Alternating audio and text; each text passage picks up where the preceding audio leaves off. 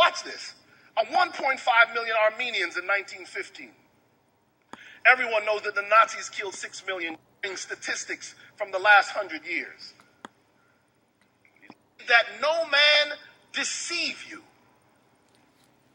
And he goes on to outline what will happen in Earth's history. Let me give you some staggering statistics from the last 100 years. These lights are hot. Some staggering statistics from the last 100 years. The last 100 years have been known as the century of mass murder.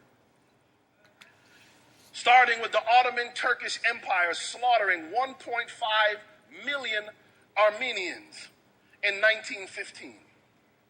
Now these are, when I say this is the century of mass murders, these are mass murders that are government or sanctioned by the populace, by the masses of the people. These are not the mass murders that happened from a crack war in Los Angeles. We'll get to that. But this is government-sanctioned warfare against entire people groups. Watch this. 1.5 million Armenians in 1915. Everyone knows that the Nazis killed 6 million Jews. But are you aware that they murdered 3 million Russian prisoners of war? Not only that, they killed 2 million Poles, or people from Poland, and hundreds of thousands of homosexuals,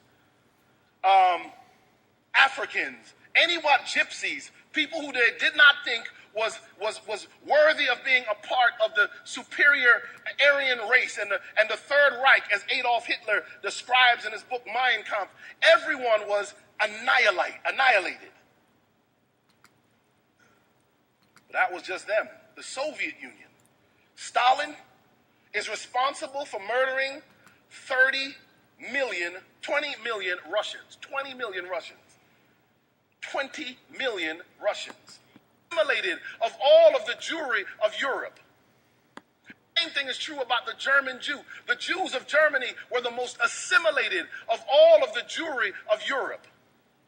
Yet somehow, some way, you can take a mother and somehow she can be transformed from a nurturing, loving advocate for a child and be turned into a club-wielding beast. What happens that a good person with seemingly good morals, someone who has a track record of doing good things, what happens that good people can turn so evil? To get deeper into this, I read this book, The Lucifer Effect. It's a book by Philip Zimbardo, and in fact, after reading the book, normally I'd say to you, I recommend the book. I don't recommend this book. Not because it's not a good book, but because it's such a dark book. It is spiritually dark, and of course, because of the history it recounts, it is a dark, dark book.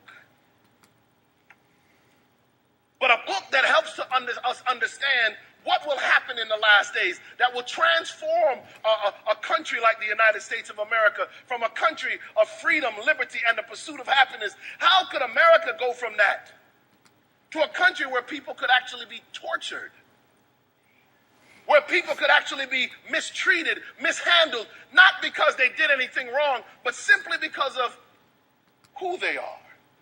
Or even worse, who we think they are.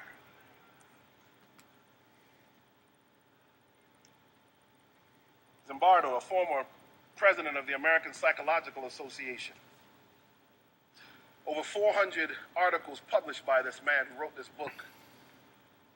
Still, I believe, at Stanford University, even now as a professor, describes the